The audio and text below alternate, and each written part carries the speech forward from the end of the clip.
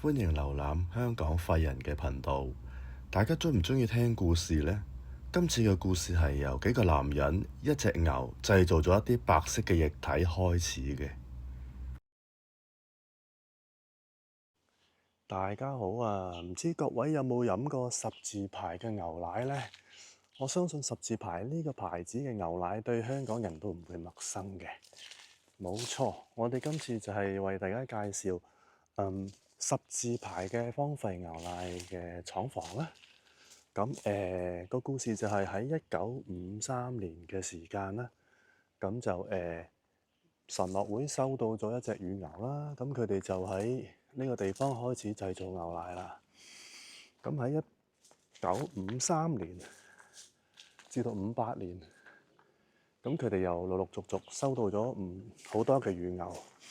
咁然之後佢哋就更加製造咗更多嘅牛奶啦。咁 other than 大嶼山啦，佢哋亦都開始將啲牛奶分派俾坪洲嘅居民嚇。咁大家飲完啲牛奶覺得哇，真係好好味喎！咁真係好有奶味喎。咁然之後咧，就開始好受歡迎啦。咁佢哋覺得現成嘅廠房係唔能夠 serve 到佢哋嘅 purpose，即係整唔到咁多牛奶啦。咁佢哋決定咧，就搬咗去元朗嘅大生圍嘅廠房，開始好大規模咁樣製造十字牌嘅牛奶俾我哋香港嘅人飲啦。好，咁呢度就係十字牌牛奶廠房嘅地下一層啦。咁我哋見到都爛晒。咁呢個地方似係一個 storage。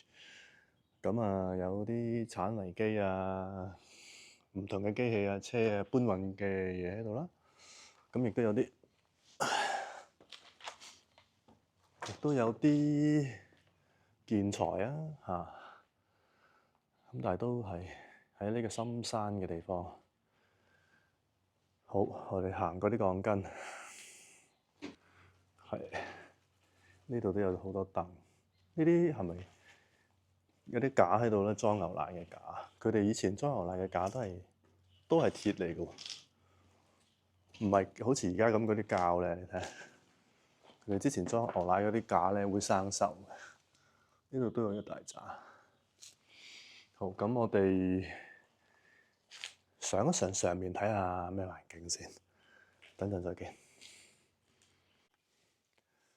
好，我哋話咁快就上咗去2樓嘅地方啦。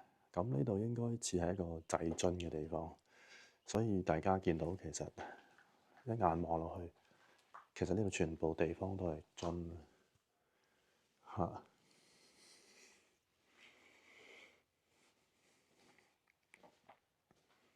咁頭先所講啦，其實1980之後，佢哋要擴大個廠房，所以已經搬咗去大生圍。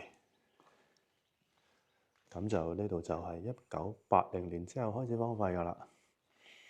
咁大家可以睇到呢度有好多樽。咁個天花板都幾特色嘅，係一個圓拱形，好似一啲軍營嘅設計。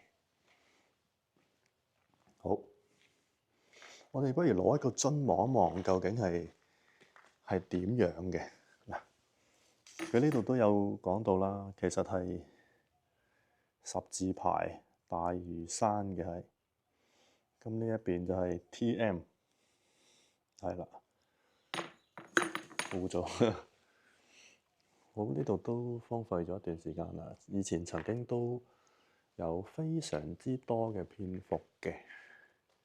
咁我今次嚟基本上我一隻蝙蝠都見唔到。咁大家都見到個天花板穿晒窿，所以唔知係咪因為咁樣所以冇蝙蝠。咁另一個 area 嚟講咧，就係相信係俾啲牛用嘅乾草棚。咁呢度就放咗好多，堆滿咗好多乾草。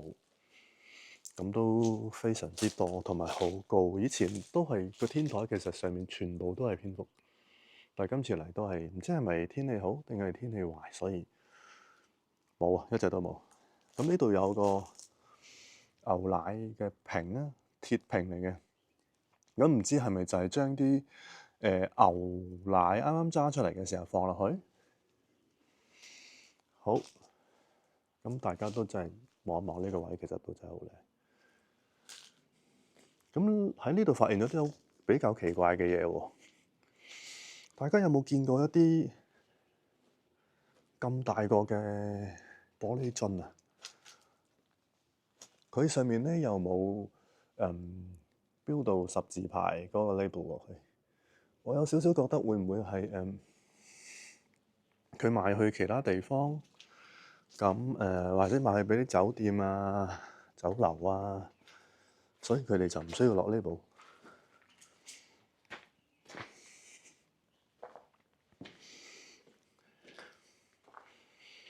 咁呢度都可以望到隔離嘅神樂園啊，仍然運作啊！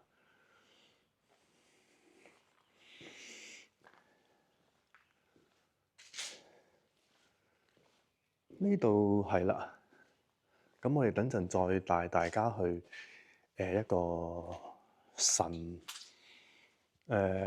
職人員經營嘅蠟燭廠喺附近嘅，大眼見。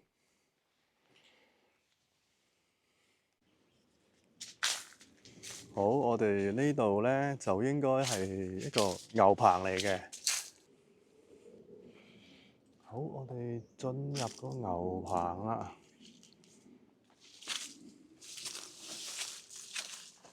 個牛棚都佈滿咗雜草啦。哦，相信以前我諗呢個位置咧，都可能有10零20隻牛喺度。咁而家當然全部都過咗去大山嚟啦。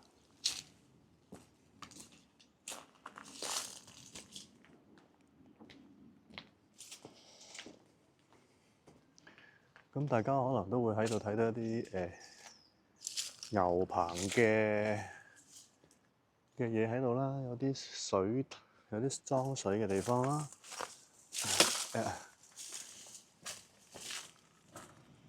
咁呢度其實都有個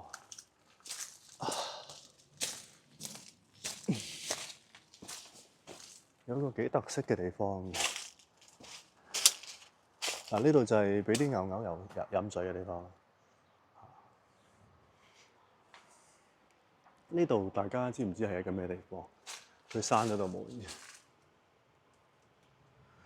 好，我哋開門望一望咩料。我唔開估住。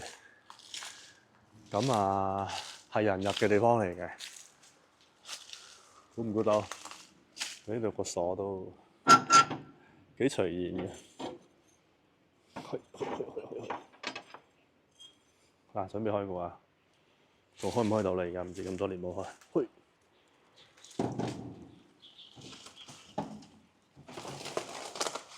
我估呢個應該係一個祈禱室，或者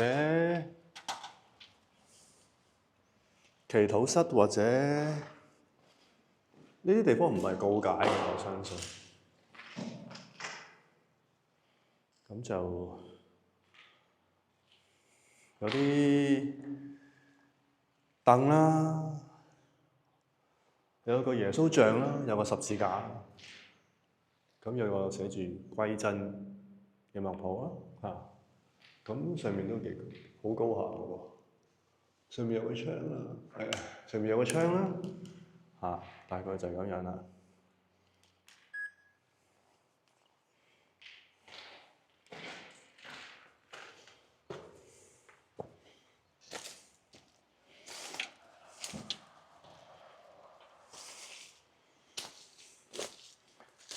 好，哇！好大個蜘蛛網，我閃我避。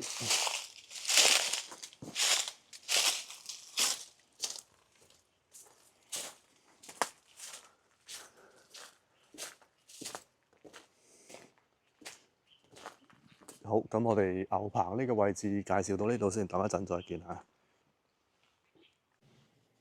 好，啱啱都經過咗一個類似儲物空間嘅地方，咁呢度似係一啲教堂嘅嘢，請低聲説話同埋聖堂。好，呢度都見到有個係咪？呢啲係咪叫風琴？大家知唔知呢啲叫咩名？如果知道係咩呢，留言度講講。好。咁呢度都有個地圖啊，唔知係咪神學會嘅喺世界嘅地圖啊？佢都喺世界各地都有唔同嘅據點。好，咁呢度有啲郵寄箱啊，咁寫住寄去日本嘅，同埋另一個係寄去，我冇記錯係平洲啦嚇。咁呢度有個留聲機、黑膠碟機，之後呢度有一紮，頭先應該係牛奶廠嘅樽。咁我哋繼續啦。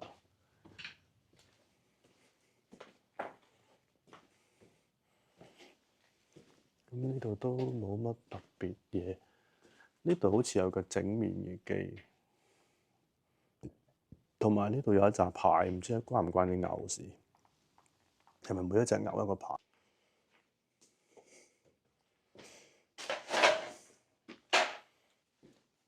好，儲物間到呢度。好，呢個應該係一個製造蠟燭嘅地方。咁我估都應該荒廢有一段時間啦。呢度有兩個礦，應該係愛嚟煲蠟。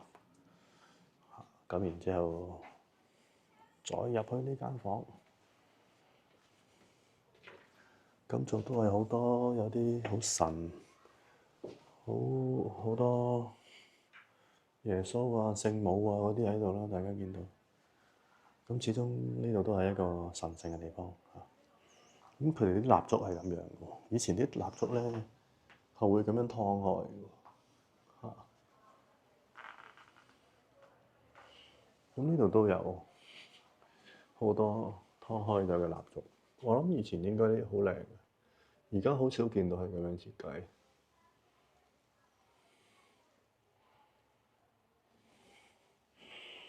佢隔離仲有個蠟燭廠，不過唔知入唔入到。Candle Academy， 我哋整蠟燭嘅嘢，呢度都見到一罌一罌呢啲都係唔同顏色嘅蠟燭，唔同嘅蠟。咁呢度有個廁所，好，我哋試下可唔可以過到去隔離嗰個蠟燭整蠟燭嘅工廠。好，我哋入到嚟呢個蠟燭廠啦，入到嚟啦。咁大家都見到呢度好多啲唔同顏色嘅蠟燭。咁呢度亦都有一個整蠟燭嘅器具。係啦，咁呢度相信就係我嚟煲蠟，紫色嘅蠟好香㗎。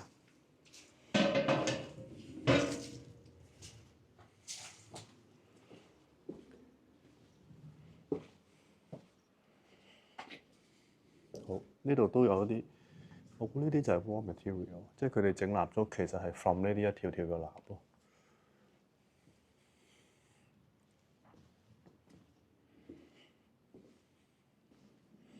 呢度有啲蠟燭嗰啲燈芯啊，啲蠟燭裏邊係咪有條芯嘅？呢度就係嗰啲芯，有唔同粗幼嘅芯。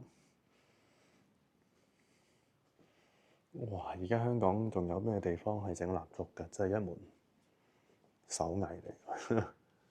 好啦，咁啊都大概睇晒啦。咁今日為大家介紹到呢度啦。大家如果喜歡嘅話，記住follow 我嘅 channel 啦，like、comment 同埋撳埋個通知嘅鈴咯。多謝大家支持，拜拜。